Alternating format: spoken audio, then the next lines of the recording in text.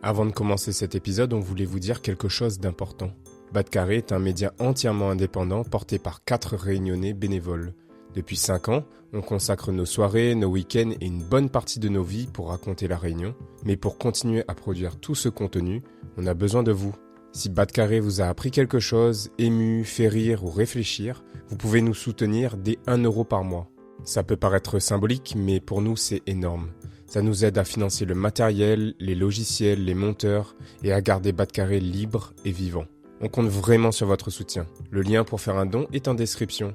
Merci Bompé la Réunion.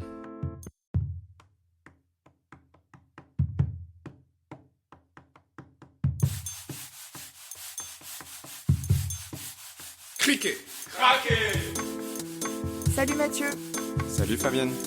bienvenue dans Batcarré, le podcast qui ouvre le dialogue avec les Réunionnais du monde entier. Alors ici, on reçoit des sportifs, journalistes, chefs cuisiniers, chefs d'entreprise, artistes ou encore youtubeurs, parce que chaque Réunionnais a son histoire à raconter. Ensemble, allons Batcarré. Allons découvrir qui ils sont et comment ils font pour garder en eux la Réunion.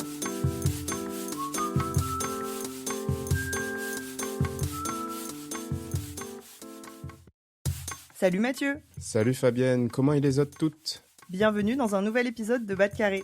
Aujourd'hui, on va parler du service cabaret avec l'anthropologue Béatrice Vélin-Cassim. Oui, Béatrice est doctorante en anthropologie sociale et culturelle à l'Université de La Réunion et elle consacre sa thèse à l'ancrage social du service cabaret. Le service cabaret est une pratique rituelle liée aux ancêtres et aux morts, spécifique à la Réunion. Les pratiquants y rendent hommage à leurs ancêtres d'ascendance malgache et ou africaine.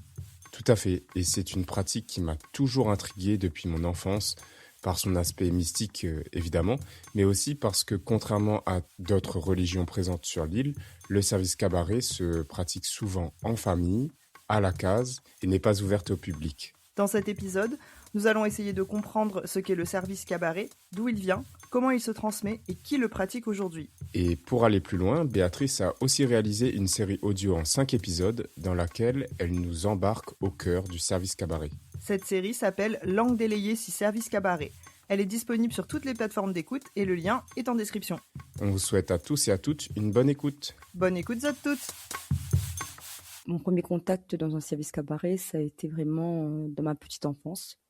J'avais un voisin qui faisait le service cabaret et moi, c'était plus le son du maloya qui m'attirait, donc je tendais l'oreille. Et évidemment, ma mère me disait que là, qu'on soit pouffé, il n'est pas bon, ça le sort, ça le diable qu'on soit pouffé. Donc au début, ça a été ça. Et après, en grandissant, c'est surtout le maloya qui m'a ouvert la voie, je dirais, vers le service cabaret. Notamment avec cette chanson comme je l'explique dans le podcast, cette chanson de Baster, Service Cabaret. Donc ça, je l'écoutais en boucle.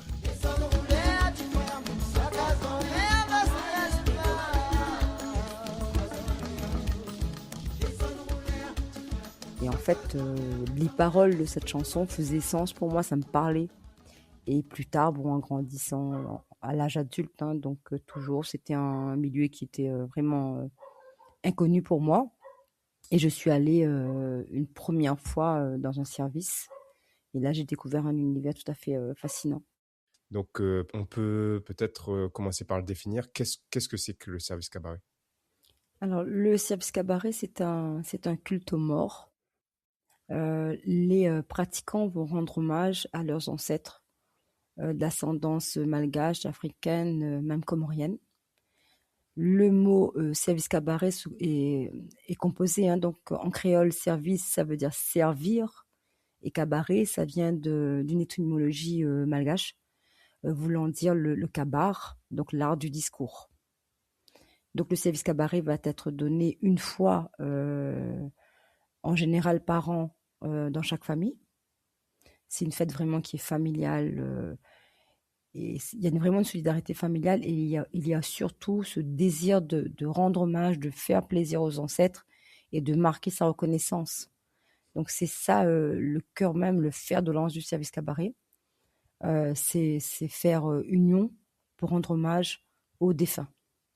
Les défunts sont soit de la famille qui est décédée, mais dans le service cabaret, on rend aussi hommage aux ancêtres communs. c'est-à-dire aux ancêtres de tous les Réunionnais, notamment ici les esclaves qui ont vécu bien avant nous et qui sont au début de la genèse du peuplement de l'île. D'où ça nous vient? Comment est-ce que ça a fait son apparition à La Réunion? On n'arrive pas vraiment jusqu'à maintenant à dater vraiment avec précision quand est-ce qu'il y a eu le premier service cabaret. Donc pour le moment, c'est impossible. Mais en tout cas, selon des études académiques et universitaires, le service cabaret est surtout tiré des spiritualités originelles, c'est-à-dire les spiritualités que les esclaves ont rapportées sur le territoire réunionnais. Comme le dit l'historien Prosper Rêve, quand ils sont arrivés ici en exil, ils ont été déshumanisés, certes, mais ils ont gardé quand même en mémoire et dans leur cœur leur culture, leur spiritualité. Donc le service cabaret est tiré des spiritualités d'origine dans les berceaux de peuplement de l'île.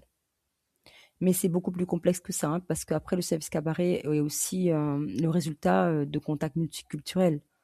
Parce que c'est un syncrétisme, ça veut dire que dans la pratique, il y aura vraiment une base malgachisée, je dirais, africaine, mais c'est un syncrétisme. Donc on va retrouver comme la plus haute autorité spirituelle le Dieu catholique. Donc c'est vraiment une imbrication de différents brides de différentes spiritualités. Et le tout pour donner une production originale qui est le service cabaret. On retrouve ailleurs dans l'océan Indien des pratiques qui se rapprochent du service cabaret ou pas du tout? Alors, c'est pas seulement au niveau de la zone de l'océan Indien, on retrouve notamment ce qu'on appelle le candomblé. Le candomblé ressemble beaucoup dans sa démonstration au service cabaret. Mais le service cabaret, c'est vraiment une production qui est endémique à La Réunion. Donc, il n'y a pas dans d'autres pays l'équivalent, même si on retrouve comme dans les autres cultures, hein, du moment qu'on a une base syncrétique, on peut retrouver des similitudes dans les rituels, mais le service cabaret est vraiment propre à La Réunion.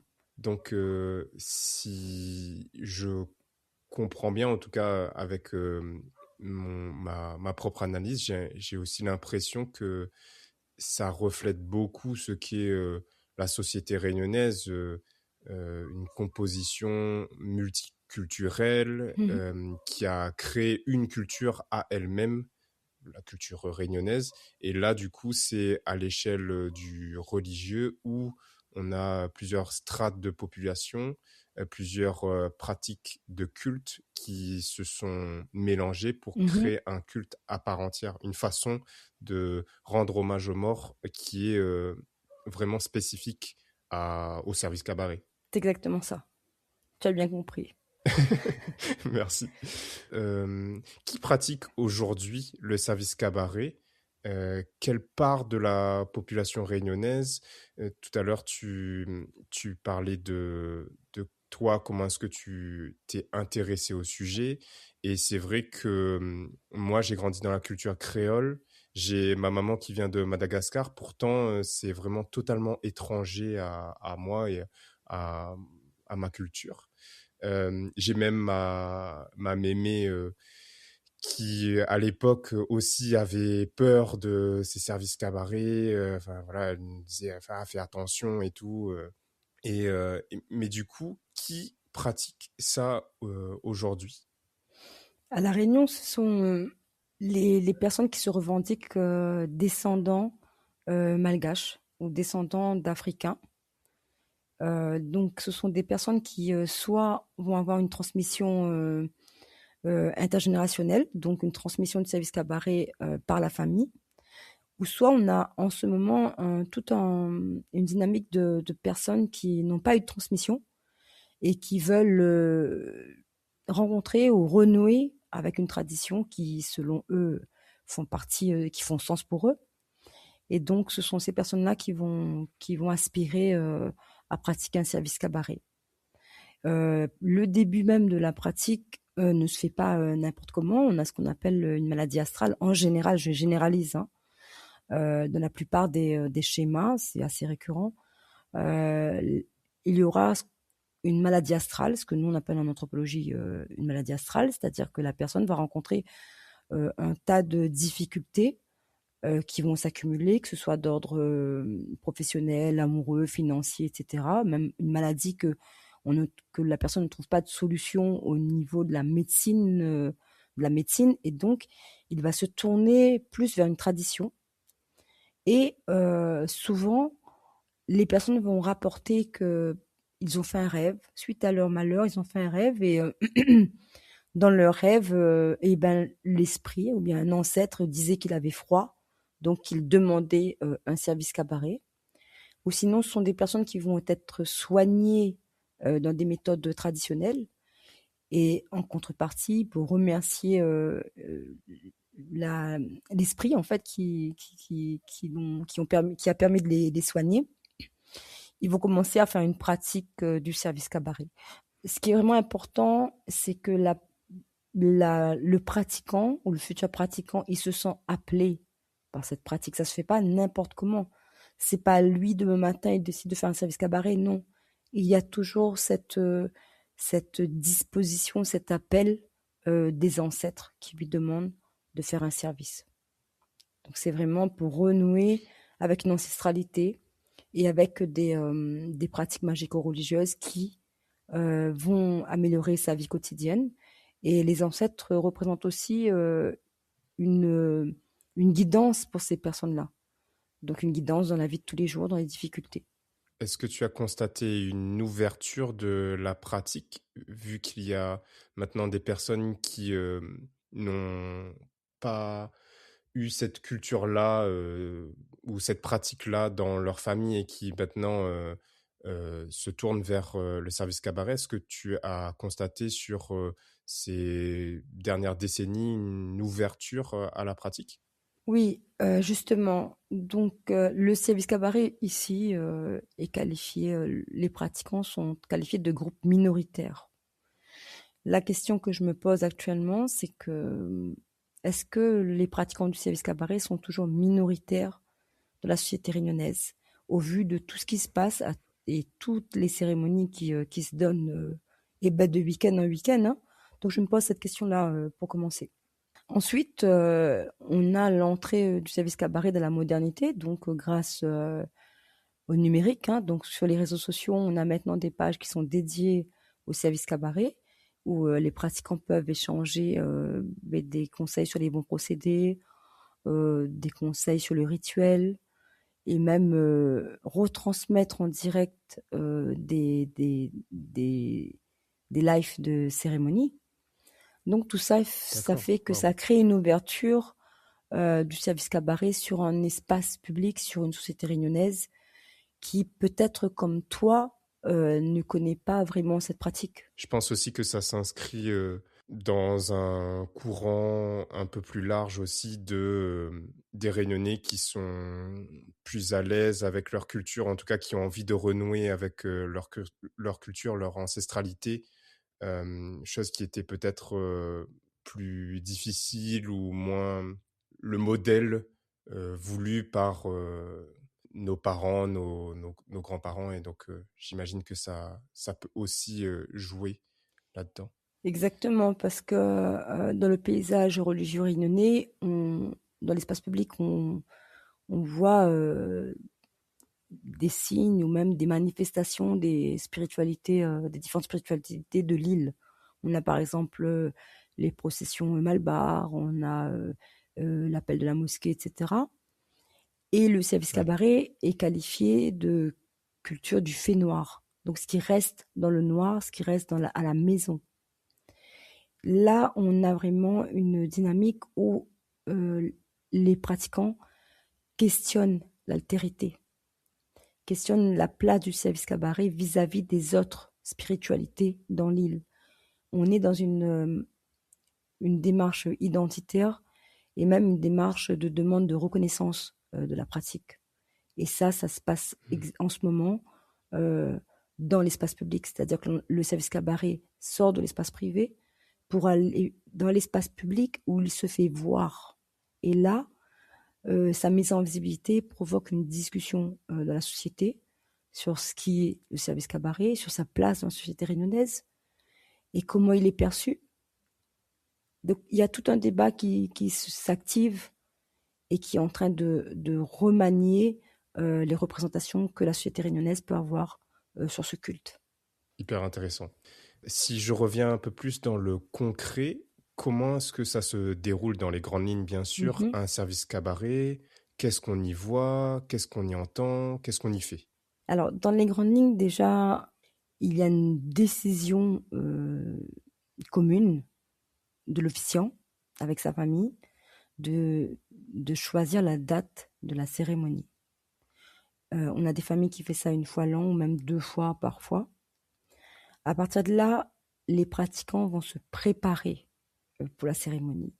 Il y aura une période de carême, donc de préparation spirituelle. On prépare l'esprit et le corps pour cet événement. Donc, ça va se manifester, ça va se décrire par une abstinence au niveau de l'alimentation, donc de la viande, de l'intimité, donc pas de rapport sexuel, etc. Donc, on se prépare vraiment, on médite sur la préparation et sur cet événement.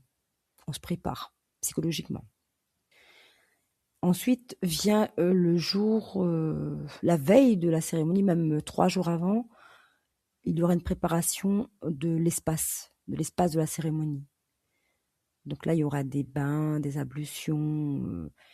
Et là, la famille accueillante, la famille l'hôte, va préparer la cour en mettant de ce qu'on appelle, ce que Juliette explique bien, des garanties, c'est-à-dire des protections au niveau de l'espace domestique pour que tout se passe bien.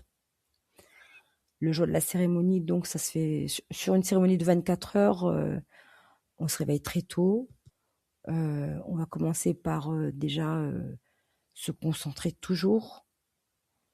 Chacun va dire sa prière comme il veut, chacun va demander ce qu'il veut, mais vraiment de manière intime. On ne va pas exposer ses vœux devant tout le monde. Donc le matin, avec le lever du soleil, la cérémonie commence. Donc en général 5, 6 heures du matin déjà ça commence. Mais les familles n'ont pratiquement pas dormi la veille. Hein. Donc ça, et ça va commencer par l'ouverture du boucan, donc c'est l'espace sacré de la cérémonie. Il y aura tout le long de la cérémonie des rites commensals, donc on va déposer des offrandes. Et le matin, le premier grand temps fort de la cérémonie, le matin, c'est les sacrifices des animaux. Donc il y aura des sacrifices d'animaux pour remercier les ancêtres, hein, les esprits. Donc l'animal de choix, ce sera le bœuf. On peut aussi on sacrifie en général des coqs, des oies et même des moutons selon le porte-monnaie des familles. Après les sacrifices, arrive une longue période, mais vraiment une longue période et difficile période où il faut tout préparer. Donc on prépare toute l'alimentation, tous les plats, tout ce qu'il faut pour redémarrer la cérémonie à 18h. 18h, on a le rite des offrandes, donc qui s'appelle dépose mettement aux terre. On va déposer tout ce qu'on a cuisiné dans le boucan en rajoutant des boissons, plein de choses, des fruits, etc. pour offrir un repas aux esprits. Donc les esprits ils vont venir se restaurer. Suite à ça, il y aura l'ouverture du bal ensuite. Et là, on entame un chant rituel pour appeler ces esprits à venir se restaurer. Et comment on va savoir qu'ils sont là? C'est pas la manifestation de la transe. Donc l'esprit, quand il est là, il va se manifester dans la gestuelle, dans le corps du possédé, et il va aussi surtout se manifester par la danse. Il danse au son du maloya, à travers le corps de quelqu'un qu'il possède. L'attention, là, il ne faut pas voir la possession comme quelque chose de maléfique. Non. Donc là, c'est vraiment une possession qui est acceptée par celui qui l'accueille, voilà. Donc les esprits, quand ils sont là, ils vont danser. Donc tour à tour. En premier, ce sera l'autre qui va rentrer l'officiant, qui va rentrer en transpossession. Ensuite, ce seront les autres personnes invitées ou même de la famille qui vont eux aussi venir arriver aussi en transpossession pour accompagner l'hôte. Et là, tout le monde ensemble, toute l'assemblée, on va taper des mains, le maloya va résonner. Et c'est vraiment ce maloya rituel qui ramène à la transe. Le maloya permet d'établir un pont entre le ciel et la terre. Il convoque les esprits depuis l'au-delà à venir sur terre, parmi des pratiquants, parmi leurs descendants. Donc, 6 heures, donc 18 heures, c'est le rituel de mettre Panzi à terre. Après ça, il y aura un temps où justement les transpossessions vont se succéder. Vers les 20 heures, comme ça, il faudra aussi que les vivants se nourrissent. Hein. Donc là, on sert le repas à tous les invités. À la fin du repas, la cérémonie reprend. Et là, on va continuer toujours dans l'invocation des esprits. Minuit arrive, et là, c'est un temps très très fort de la cérémonie, parce que c'est le minuit, c'est une heure mystérieuse. Hein. Quelle que soit la culture, minuit, c'est un temps vraiment particulier. Et à minuit, les esprits vont procéder à la bénédiction de l'habitation, de la maison, pour justement demander la protection pour les gens, pour les habitants, pour leur descendance, les protéger et éloigner tout ce qui est mauvais, tout ce qui est mal. Donc cette bénédiction de minuit ramène les bons augures pour la famille. Suite à cette bénédiction de minuit, les rituels vont reprendre. Wow. Et là, c'est un temps qui est compliqué, qui est difficile, qui est très fatigant, surtout quand les familles se sont préparées depuis déjà plusieurs semaines. Ben oui. Et là, de 1h, 2h du matin jusqu'au petit matin, jusqu'à l'aube, le maloya, il va continuer. En continu, on va faire des petites pauses pour quand même se boire une boisson, se réchauffer. Et là, tour à tour, les chanteurs vont se relayer. Il ne restera pas beaucoup d'invités, hein, parce qu'en général, c'est un temps où tout le monde est fatigué. Mais il faut tenir cette cérémonie jusqu'à le matin pour pouvoir la clôturer convenablement. Donc en général, c'est un temps où les gens sont fatigués, mais il faut qu'ils tiennent. Arrivé le petit matin, on va retirer tous les offrandes qu'on a déposées dans le boucan. Soit on va ramener ces offrandes à la rivière, parce que c'est un culte animiste. Donc on ramène ce qu'on a offert aux ancêtres à la nature, soit à la mer, soit à la rivière. Et on fait ce qu'on appelle la fermeture du boucan. La cérémonie est terminée. Pour la fermeture du boucan, on va faire un chant rituel qui stipule bien aux esprits que la cérémonie est terminée. Que tout le monde a bien mangé, que tout le monde a été bien reçu, le service cabaret était bien, maintenant c'est terminé et on se revoit l'année prochaine. Pourquoi ? Parce qu'il faut rétablir l'ordre des choses. Pendant la cérémonie, on a une proximité extrême entre les vivants et les morts. Donc, il faut que les choses se rétablissent. Donc, à la fermeture de la cérémonie, les ancêtres, les esprits sont remerciés pour à nouveau laisser place au quotidien des vivants. Oui. Donc, la cérémonie se termine. Ensuite, 8 jours après la cérémonie, ce sera un petit rituel vraiment en toute intimité pour la famille. On appelle ça les remerciements, 8 jours remerciements. Donc 8 jours après la cérémonie. Et pendant ces remerciements-là, l'esprit va venir, l'esprit tutélaire. L'esprit tutélaire, c'est l'esprit qui s'est manifesté en premier dans cette famille. Donc c'est lui qui un peu a la casquette de chef des esprits. Même si quelqu'un peut avoir plusieurs esprits, peut rentrer en possession avec plusieurs esprits, il a un esprit tutélaire. Le premier qui s'est manifesté. Donc c'est lui qui va quand même prendre les choses en main. Et donc pour ces 8 jours après la cérémonie, l'esprit tutélaire va venir s'exprimer, via la transposition bien sûr, pour exprimer sa satisfaction ou bien même parfois son mécontentement par rapport au déroulement de la cérémonie.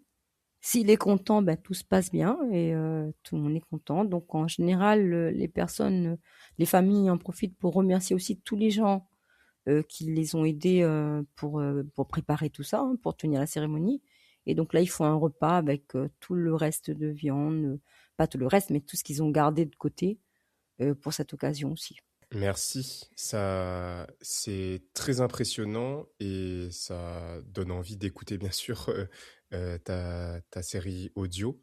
Je voulais juste te faire une petite aparté, tu as mentionné les garanties et du coup parler de Garantie 100% créole, un film documentaire qui a été réalisé par Laurent Pantaléon, Mhm. qui vient justement documenter et parler des garanties. Et il y a notamment du coup un passage sur le service cabaret. On arrive doucement vers la fin. Quelles sont, selon toi, les fausses idées qu'on entend le plus fréquemment autour du service cabaret et que tu aurais envie de mettre un terme?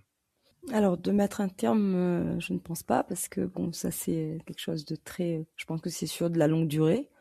C'est un travail de longue durée, et en tout cas, en tant que scientifique, je ne peux pas faire ça, mettre un terme. Je peux que constater. D'accord. Alors, les deux représentations, deux stéréotypes récurrents sur le service cabaret. Le premier, c'est que c'est quelque chose qui est mal, quelque chose qui est en rapport avec les morts, donc forcément, ça fait peur et c'est quelque chose de mal, notamment pour cet usage de l'espace-temps de minuit.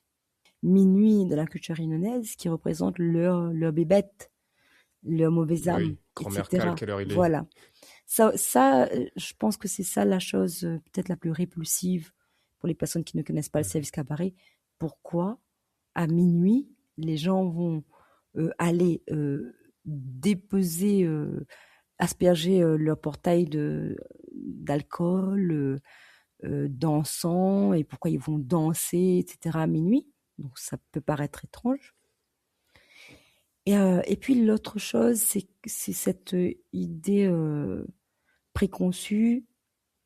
Souvent, on va mettre les personnes qui n'ont jamais mis les pieds dans un service cabaret de faire attention, parce que s'ils vont à la cérémonie, ils seront forcés à leur tour de donner un service cabaret. Et ça, c'est quelque chose, je pense, qui freine énormément les gens. Et donc, ce qui a mené à notre échange, c'est la création de ton podcast Langue déliée si Service Cabaret, qui est disponible sur toutes les plateformes. Le lien est en description et à l'issue de notre échange, on mettra un passage pour donner envie à tous nos auditeurs et auditrices d'aller écouter le podcast. Toi, qu'est-ce qui t'a donné envie de prolonger ton travail de recherche sous la forme d'un podcast? Alors, j'ai pas prolongé mon travail de recherche sous la forme d'un podcast. Je dirais que mon travail de recherche a amené des personnes à venir me chercher pour faire une médiation sur le service cabaret. D'accord. Et à partir de cette médiation culturelle-là, s'est créé le podcast, je dirais. Le podcast, même s'il a un squelette scientifique, ça reste quand même quelque chose de très artistique, je dirais. De toute façon, on l'entend quand on écoute ce podcast-là. Merci beaucoup Béatrice pour ton temps aujourd'hui, pour le partage de ton savoir, de tes recherches. On donne du coup rendez-vous à nos auditeurs sur le podcast Langue déliée si Service Cabaret. Et tout de suite, du coup, un extrait de ce podcast. Merci Béatrice. Merci. N'a 40 ans de ça, moi l'a grandi en traçant toute la journée dans le Carocon. Quand est la saison la coupe, m'était ralodé à tic brûlé. Pas à terre, la paille était craque sur mon doigt de pied. Mon figuier était plein la poussière, l'odeur eucalyptus était en bas mon trou de nez. Tout ça l'odeur, est à concoulé, t'es fait liane dans mon quai à la racine mon pays. Ça la terre safran, mon ancêtre malbar. Ça la terre rouge, mon ancêtre malgasse. M'y appelle Béatrice. Mon petit nom gâté, Tangati. Fille indescendante dans l'aine, sont mes femmes cafrinaires. Petits enfants grand-père Talout, qui était gratis moi aussi. Moi la pousse là, donne vente la réunion. Donne la maillasse, tout ça là, qui fait plaire, qui fait rire, se manquer, qui fait peur aussi. Ah là, mon cœur, il aime monter à volcan. Comme toute famille ici, mon nom il porte une histoire, un racontage notre pep. Des fois, une histoire calbato coûte sa boucle sous la peau, sinon ça, un fanasme à l'époux. Nous toutes réunionnés, ensemble, nous faisons un mémoire. Dans Nargon, nous va Mazinali. Dans le service cabaret, nous va Ali Melampouli. Mon nation, les danses pour ancêtres. Comme à l'arrivée à La Réunion, m'avait 1 an. Je m'appelle Juliette, je suis oreille, élevée par une maman oreille. Tous les dimanches, il était en train de courir sur le sable noir brûlant des temps salés pour aller jouer dans les vagues. Je me suis construite ici. Mais dans ma tête, il était comme s'il n'avait une date d'expiration. À 18 ans, je devais partir en hexagone. Après tout, mon famille était en métropole, mon histoire, mon culture t'es là-bas, l'avenir t'es là-bas. Alors Maïssa efface tout ça, Émile est parti sans me retourner. Évidemment, m'a pas tenu très longtemps. Là-bas en hexagone, il était comme si quelque chose t'ait manqué à moi. Comme si m'y était pas complètement entière. Alors m'il est revenu. Aujourd'hui, m'il est journaliste et m'a rendu à moi compte que m'y connaît très mal la Réunion. J'ai lu des livres d'histoire, je suis allée voir du Maloya, m'a écoute la radio pour me réhabituer au créole et m'a beaucoup lu le journal. Un jour, ma fille tombe sur un article avec 2 mots que m'y connaît pas du tout. Service, cabaret. T'es expliqué que l'était un culte aux ancêtres pratiqué à La Réunion par les descendants afro-malgaches. Mais elle n'avait jamais entendu parler de ça. Côté l'article, il avait la photo d'une dame, 48 ans, cheveux en dread. T'es Béatrice.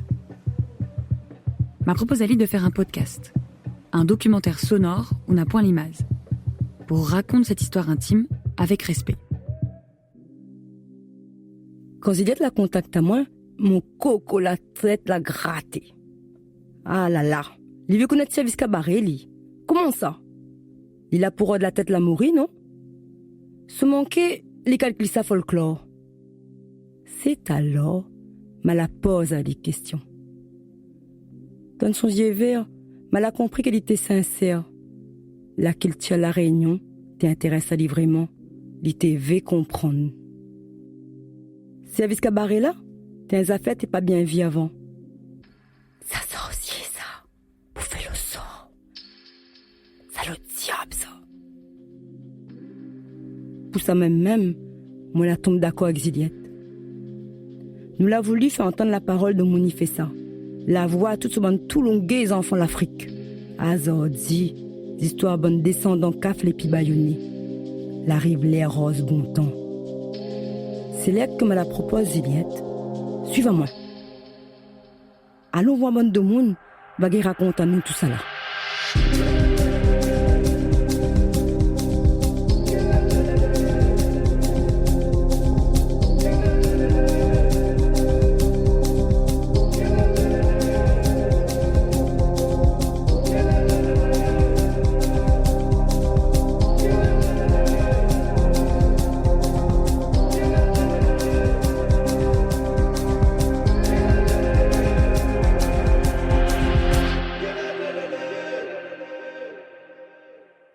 Langue délayée si service cabaret. Un podcast de Béatrice Velincassim et Juliette Pierron-Roel.